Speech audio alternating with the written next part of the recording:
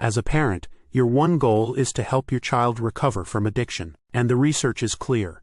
Your support is one of the biggest predictors of their long-term sobriety. But common advice like practicing tough love can actually push them further away. This creates a painful problem.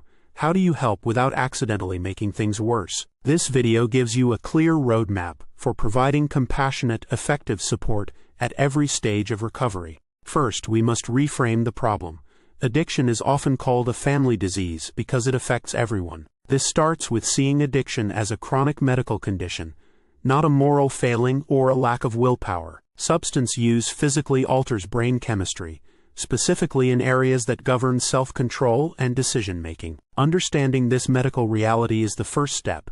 Now, let's look at how parental responses can help or hinder. Out of love and fear, many parents unintentionally enable the addiction by shielding their child from consequences. While it feels like helping, this behavior removes the incentive to change and allows the substance use to continue. The typical response is tough love, but this often backfires, creating feelings of shame that can trigger a relapse. So if enabling is harmful and tough love fails, what is the alternative?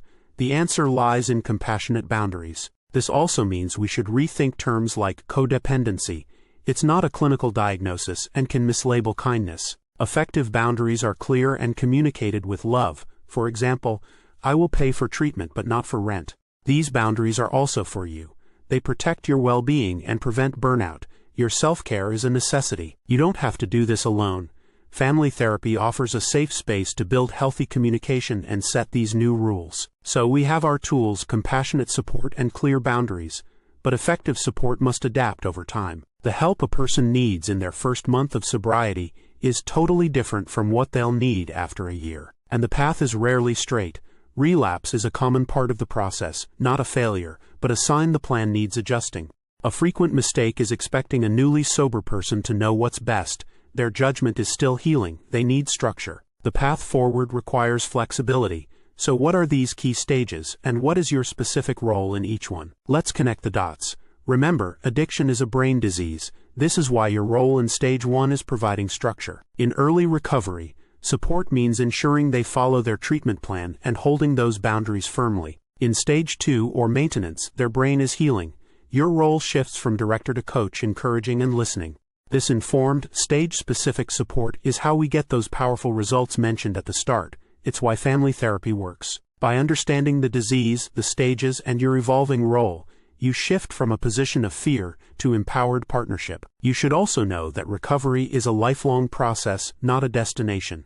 Your support will remain meaningful. A huge part of long-term healing is to avoid blame.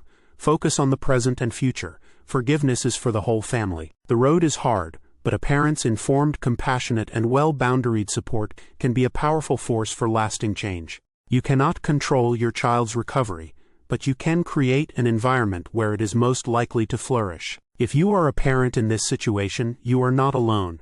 Seek out resources such as a family addiction specialist. For more information and to find support groups near you, check the resources from A Prodigal Parent. Share your own experiences or advice in the comments to help other families who are on this path. Subscribe for more content on mental health and family relationships. Thank you for watching.